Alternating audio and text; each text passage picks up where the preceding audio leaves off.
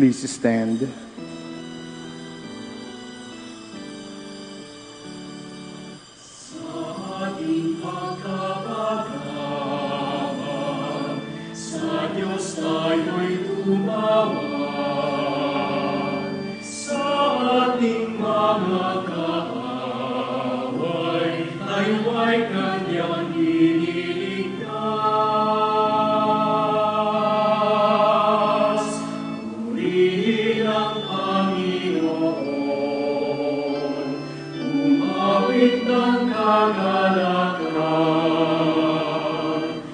Tugtugin ang gitara at ang kaaya-ayang lira. Ipan ninyo ang trumpeta. Ipan ng trumpeta. In the name of the Father, and the Son, and the Holy Spirit. Amen. The grace of our Lord Jesus Christ, and the love of God, and the communion of the Holy Spirit be with you all. And with your spirit. Good afternoon to all of you. Good afternoon, Father. And to those who are joining us in their homes, welcome to the Minor Basilica of Our Lady of the Rosary of Manaoag. My dear friends, my dear brothers and sisters, today we celebrate the solemnity of the most Sacred Heart of Jesus. My dear friends, as we begin our celebration, we once again call to mind our shortcomings and ask the Lord for pardon and strength. So all together, I confess to Almighty God and to you, my brothers and sisters, that I have greatly sinned in my thoughts and in my words, in what I have done and in what I have failed to do, through my fault, through my most grievous fault. Therefore I ask, Blessed Mary, ever Virgin, all the angels and saints, and you, my brothers and sisters, to pray for me to the Lord our God. May the Almighty God have mercy on us, forgive us our sins, and bring us to everlasting life. Amen. Lord of mercy, Lord have mercy. Christ have mercy, Christ have mercy. Lord have mercy. Lord have mercy. Glory to God in the highest, and on earth peace to people of goodwill. We praise you, we bless you, we adore you, we glorify you, we give you thanks for your great glory. Lord God, Heavenly King, Almighty God and Father, Lord Jesus Christ, only begotten Son, Lord God, Lamb of God, Son of the Father, you take away the sins of the world, have mercy on us. You take away the sins of the world, receive our prayer. You are seated at the right hand of the Father, have mercy on us. For you alone are the Holy One, you alone are the Lord, you alone are the Most High, Jesus Christ, with the Holy Spirit, in the glory of God the Father. Amen. Let us pray.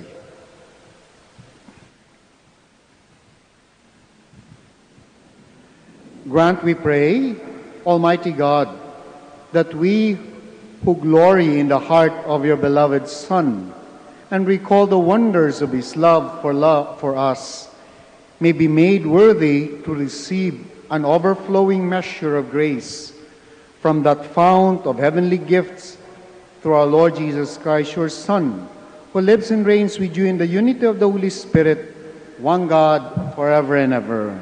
Amen. Amen. Please be seated. A reading from the book of Deuteronomy. Moses said to the people, "You are a people sacred to the Lord, your God, has chosen you from all the nations on the face of the earth, to be a people peculiarly his own. It was not because you are the largest of all nations that the Lord set his heart on you and chose you, for you are really the smallest of all nations.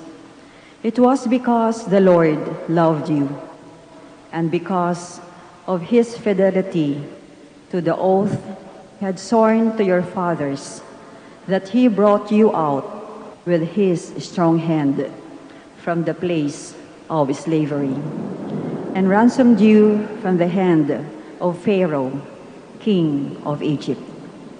Understand then that the Lord your God is God indeed, the faithful God who keeps his merciful covenant down to the 1,000th generation toward those who love him and keep his commandments. But the word of the Lord. Thanks be to God. The Lord's kindness is everlasting to those who fear him. The Lord's kindness is everlasting to those who fear him. Bless the Lord, O my soul, all my being. Bless his holy name. Bless the Lord, O my soul, and forget not all his benefits. The Lord's kindness is everlasting to those who fear him. He pardons all your iniquities, heals all your ills. He redeems your life from destruction, crowns you with kindness and compassion. The Lord's kindness is everlasting to those who fear him. Merciful and gracious is the Lord, slow to anger and abounding in kindness. Not according to our sins does he deal with us, nor does he requite us according to our crimes. The Lord's kindness is everlasting to those who fear him. A reading from the first letter of St. John. Beloved, let us love one another, because love is of God. Everyone who loves is begotten by God and knows God. Whoever is without love does not know God, for God is love. In this way, the love of God was revealed to us. God sent his only Son into the world so that we might have life through him. And this is love, not that we have loved God, but that he loved us and sent his Son as expiation for our sins. Beloved, if God so loved us, we also must love one another. No one has ever seen God. Yet, if we love one another, God remains in us, and his love is brought to perfection in us. This is how we know that we remain in him and he in us, that he has given us of his Spirit. Moreover, we have seen and testify that the Father sent his Son, a Savior of the world. Whoever acknowledges that Jesus is the Son of God, God remains in him, and he in God. We have come to know and to believe in the love God has for us. God is love, and whoever remains in love remains in God, and God in him. The word of the Lord. Thanks be to God. Please stand.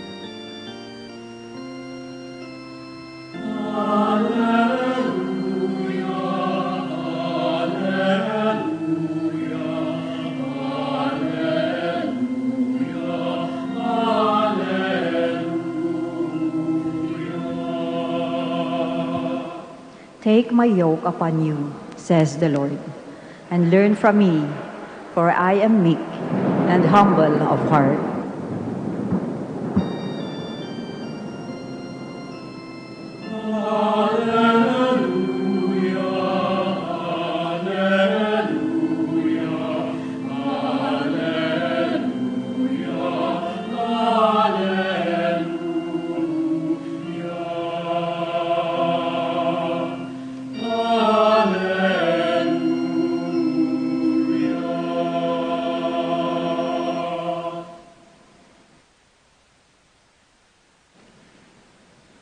The Lord be with you.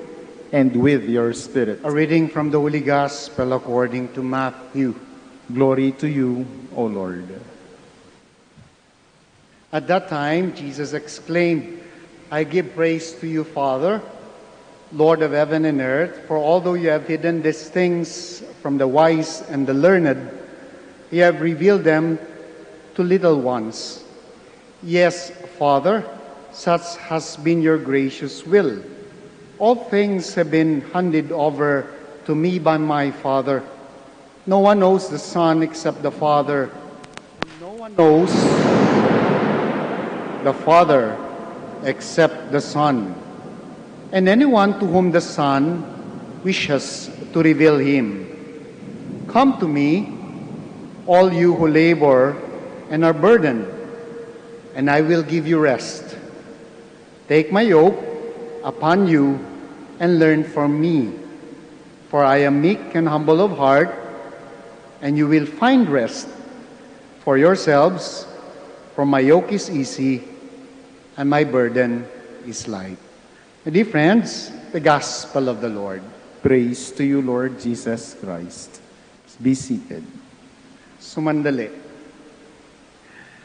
My dear friends, chances are, meron po kayong picture ng Sagrada Corazon. Ito yung picture ng ating Panginoon na nakalabas yung puso, no? Maraming pictures niyan, no? Kung hindi man sa bahay niyo ngayon, I'm sure sa bahay ng mga lolo at lola ninyo, meron yan. Yung picture ng Sagrada Corazon, no? At magmula doon sa bukas na puso na yon, exposed heart, yung may mga rays na lumalabas. Usually, ganun po yung depiction ng picture na yon. Naka-expose yung puso, and then from the heart, no, emanates rays, no, coming from the heart. At nakalink po dito sa Sagrada Corazon na ito ay yung isa sa mga nagiging, kung hindi man popular, but becoming more and more popular devotion sa ating mga Pilipino. Familiar kayo ng 3 o'clock habit, no? Dinadasal niyo yan, ano? Sa mga mall, nakakatuwa kasi kahit na magbabayad ka na lang, ititigil sapagkat ipi-play yung 3 o'clock habit. O kaya sa mga FM station or other radio station, bigla na lang titigil sapagkat may 3 o'clock prayer na dadasalin. So it's becoming very popular among us Filipinos. Magkakonekta po yun, yung Sagrada Corazon at saka yung Divine Mercy. The heart and mercy are something that is related to one another. Today, my dear brothers and sisters, we celebrate the solemnity of the Sacred Heart of Jesus. At sa ating mga elders, kilalang kilala ito. The solemnity invites us to reflect more on the depth, yung lalim ng pagmamahal ng Diyos sa atin. The heart is always been associated with love. Di ba? Pagkapuso, pag-ibig, palagi yung kakambal nun. And today, among other days, we are being invited to reflect not just on the heart of Jesus, but on the love that is contained in the heart of Jesus. At alam nyo, nagtataka ako kasi isa lang ito sa mga picture ng ating Panginoon na parang grotesque. No? Saan ka nakakita na nakalabas yung puso? Pwede naman siya itago, pero nakalabas. And then, when you reflect more deeply about it, I think it only shows that the grace that comes from the heart of Jesus flows freely. It flows freely and it flows generously. Yung bang kahit na hindi mo hinihingi, lumalabas. Kahit na hindi mo hinihingi, ibinibigay. Perhaps that's the symbolism of the heart of Jesus exposed. That the generosity, the grace that comes from God, kahit hindi natin hingiin, ay available sa ating lahat. That is the depth of His love, and that is the kind of generosity that flows from the heart of Jesus. It flows like a river. And perhaps even more than a river because it flows to every direction. Yung river kasi isang direction lang yan. But the generosity of the grasya na nanggagaling sa puso ng ating Panginoon, it flows everywhere and to everyone. And sometimes even we don't ask for it, it is there for us. Kaya nga minsan kahit na hindi na natin hingiin, parang yan yung yung hinahanap natin. I remember very much when I was young, paghahanapin, nasaan yung sandok? Minsan sasabihin ng tatay ko, kaya ng lolo ko, kung ahas yan, nakagat ka na, sapagkat nasa harap mo, at ang pinangahanap mo ay bunganga, hindi mata. Ganon minsan yung grasya ng Diyos It is there, but we fail to recognize that it is there for us for the taking. It is always available. Kahit hindi hingiin, andyan po siya. So grace flows from God, even if we are not asking for it. That is how I would describe Jesus' generosity. It flows freely, it responds to every human need, and it does not discriminate.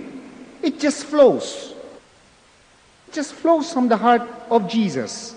Ganon yung generosity na nanggagaling sa ating Panginoon.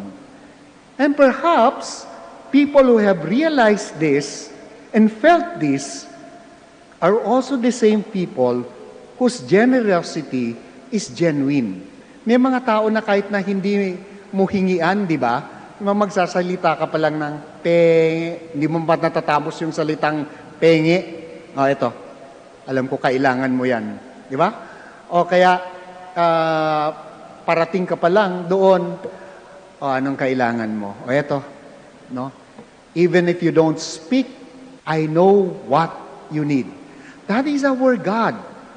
Kaya nga, my dear brothers and sisters, I tip my hat para doon sa mga tindahan at sa mga palengke na alam na po pwede magkaroon ng opportunity na kumita ng mas malaki sa ganitong panahon ng pandemic, pero hindi tayo magtataas ng presyo. Sapagat ngayon, ang mas nangangailangan, yung tama lang, yung sapat lang. Baw po ako sa inyo, and we continue to pray na lalo sanang lumago ang negosyo ninyo, sapagkat hindi kayo naging opportunistic sa pagkakataong ito. Grace flows freely. Marami pong mga school ang nakakatuwa din. Kahit na hindi humingi ng refund yung mga estudyante, nag-declare ng refund.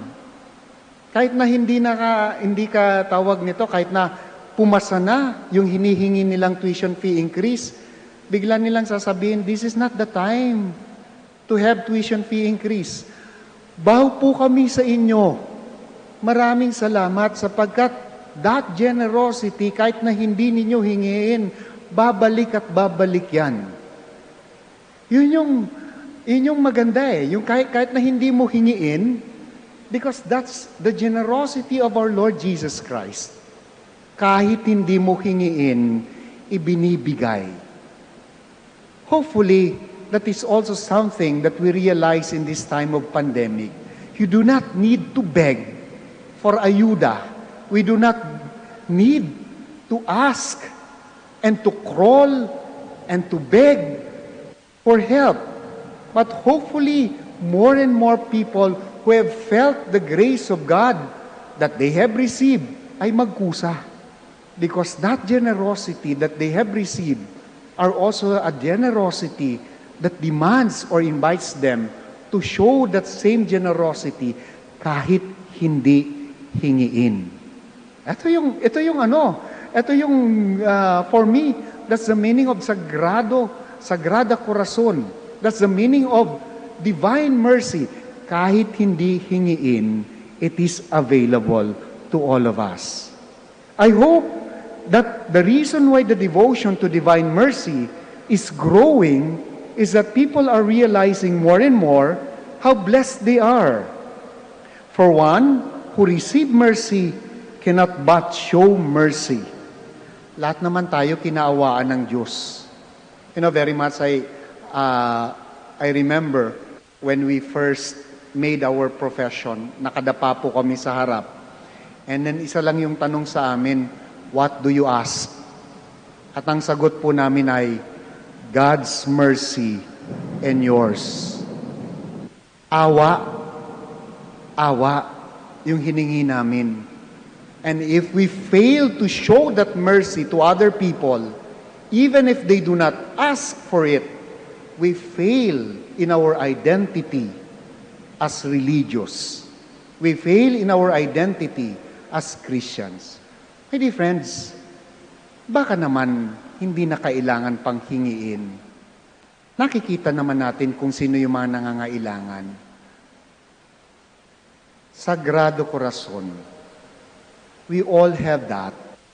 And the challenge for us today, as we celebrate the feast of the Sacred Heart of Jesus, is that we too ay magkusa to show the same mercy to other people. Incidentally, meron ho ba kayong narinig na kapistahan ng Sacred Head? Sacred Head naman Wala no? Pero merong devotion na sa ganyan, no? It's just that wala pang prayer, wala pang proper prayer for that. But there is. Again, we are being taught to balance heart and head. Yung paborito naming professor would always tell us, kapag ka yung masyadong malaki yung ulo at maliit ang puso, anong tawag mo doon? Monster. Pagka naman masyadong malaki yung puso at maliit yung utak, anong tawag mo doon? Tanga. God wants us to have that balance of the head and then the heart. But perhaps, the very reason why we have the feast of the Sacred Heart of Jesus and not yet have the feast of the Sacred Head of Jesus is that in so many instances, the heart has more important position to play, especially in our world right now. Mercy is what we ask. And for those who have received mercy, we are also being invited to show mercy, kahit hindi hingiin sa atin. Kindly all stand. All together, I believe in God, the Father Almighty, creator of heaven and earth, and in Jesus Christ, his only Son, our Lord, who was conceived by the Holy Spirit, born of the Virgin Mary, suffered under Pontius Pilate, was crucified, died, and was buried. He descended into hell. On the third day, he rose again from the dead. He ascended into heaven and is seated at the right hand of God the Father Almighty. From there he will come again to judge the living and the dead.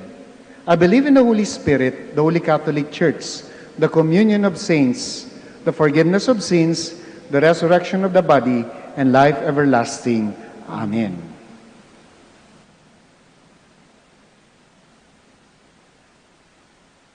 We can pray to the Father with great confidence because in Christ He has His heart upon us. Let your response be, fill us with your love, Lord. Fill us with your love, Lord, that the Catholic Church may be a credible sign and instrument of Christ's love. Let us pray to the Lord. Fill us with your love, Lord. That families may live in true love and mutual understanding. Let us pray to the Lord.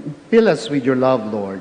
That those who labor and are overburdened may find rest in the generous heart of our Savior. Let us pray to the Lord. Fill us with your love, Lord. That the sick may know the love of Christ as they unite themselves with the suffering of Jesus. Let us pray to the Lord. Fill us with your love, Lord. That the dead may find eternal joy in the heart of Christ. Let us pray to the Lord. Fill us with your love, Lord. We continue to pray for all our volunteers and workers here at the Minor Basilica of Our Lady of the Rosary of Manaoag, for our administrators in our schools, for our teachers, our students, as well as their families, for all those who work with us in our hospitals and our mission territories. We pray to the Lord. Fill us with your love, Lord. We also continue to pray for all those who are in the front line in the fight against this disease, that the Lord may continue to show them mercy, to provide them with sufficient grace in order to continue with the work that they have embraced. We pray to the Lord. Fill us with your love, Lord. We also pray in a very special way for all the intentions, for the well-being and health of all the devotees of Our Lady of the Rosary of Manaoag. We pray to the Lord. Fill us with your love, Lord. For all our Dominican institutions who are going through difficult times, for our schools who are also going through challenging times, that the Lord may continue to bless them and provide them with sufficient grace, to the leadership, to the faculty, to the administrators, and to the students, so that they may be able to overcome these challenges. We pray to the Lord. Fill us with your love, Lord. Now we pause for a while, and in silence, you may now offer your personal intentions. Merciful Father, receive these prayers we offer in union with the pierced heart of your beloved Son, who lives and reigns forever and ever. Amen. Amen. Please be seated.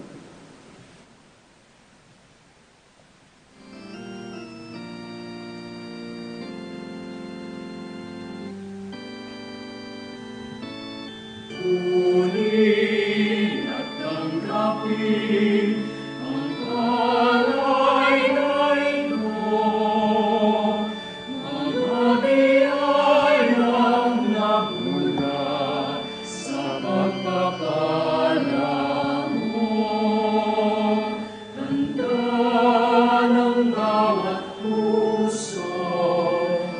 creation, for through your goodness we have received the bread we offer you, fruit of the earth, work of human hands. It will become for us a bread of life.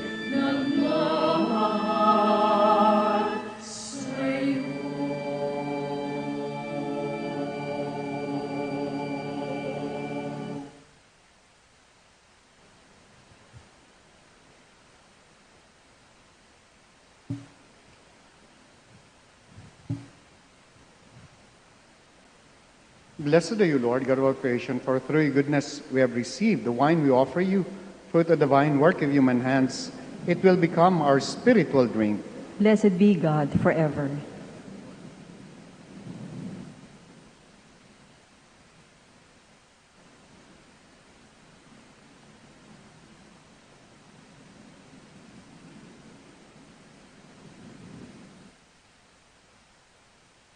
Pray, my dear friends, that my sacrifice and yours may be acceptable to God, the Almighty Father. May the Lord accept the sacrifice at your hands for the praise and glory of his name, for our good and the good of all his holy church. Please stand. Look, O Lord, we pray on the surpassing charity in the heart of your beloved Son, that we may offer, that what we offer may be a gift acceptable to you and an expiation of our offenses. Through Christ our Lord. Amen. The Lord be with you. And with your spirit. Lift up your hearts. We lift them up to the Lord. Let us give thanks to the Lord our God. It is right and just. It is truly right and just, our duty and our salvation, always and everywhere to give you thanks. Lord, Holy Father, Almighty and eternal God, through Christ our Lord, for raised up high on the cross, he gave himself up for us with a wonderful love, and poured out blood and water from his pierced side, the wellspring of the church sacraments, so that won over to the open heart of the Savior, all might draw water joyfully from the springs of salvation. And so with all the angels and saints, we praise you, as without end we acclaim. Holy, Holy, holy Lord, God of hosts, God, heaven and earth are full of your glory. Hosanna in the highest. Blessed is he who comes in the name of the Lord. Hosanna in the highest. Please kneel. You are indeed holy, O Lord, the fount of all holiness. Make holy therefore these gifts, we pray, by sending down your Spirit upon them like the dewfall, so that they may become for us the body and blood of our Lord Jesus Christ. At the time he was betrayed and entered willingly into his passion, he took bread and giving thanks, broke it and gave it to his disciples, saying, "Take these, all of you, and eat of it, for this is my body, which will be given up for you."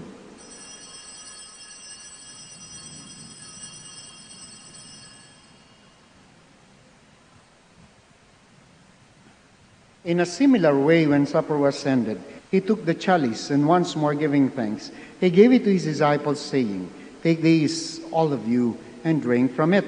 For this is the chalice of my blood, the blood of the new and eternal covenant, which will be poured out for you and for many, for the forgiveness of sins. Do this in memory of me."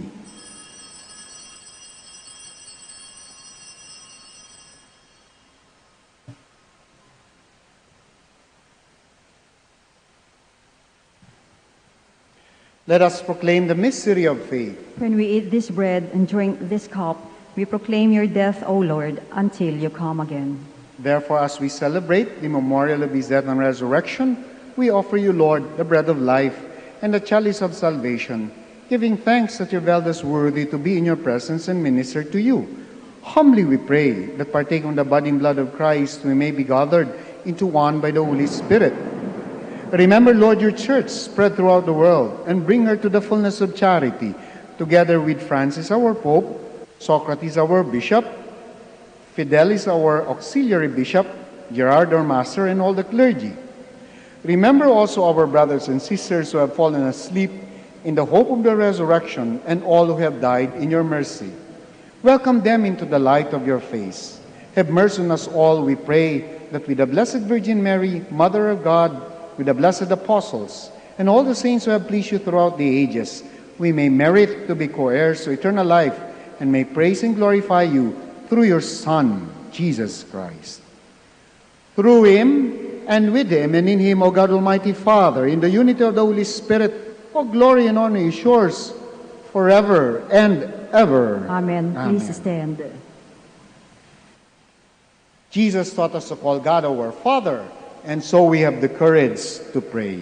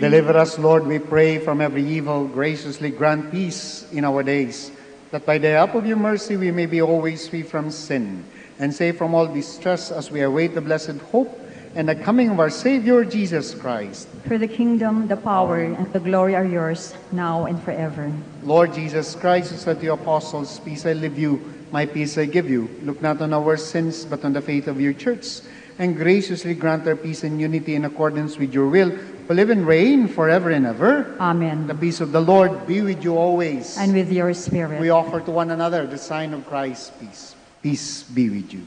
Peace be with you. Lamb of God, You take away the sins of the world, have mercy on us. Lamb of God, you take away the sins of the world, have mercy on us. Lamb of God, you take away the sins of the world, grant us peace. Please kneel.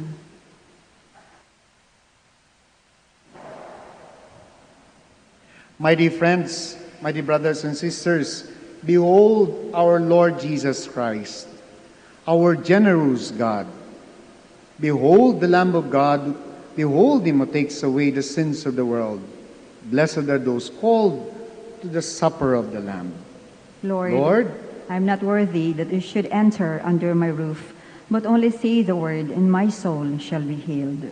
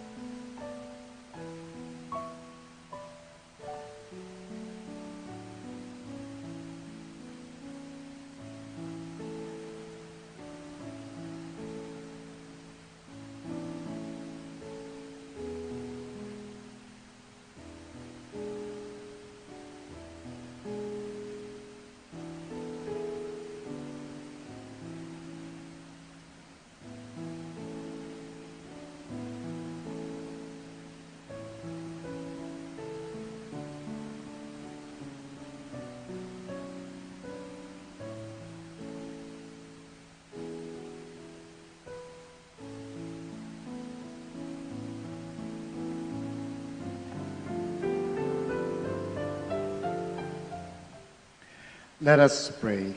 Please stand.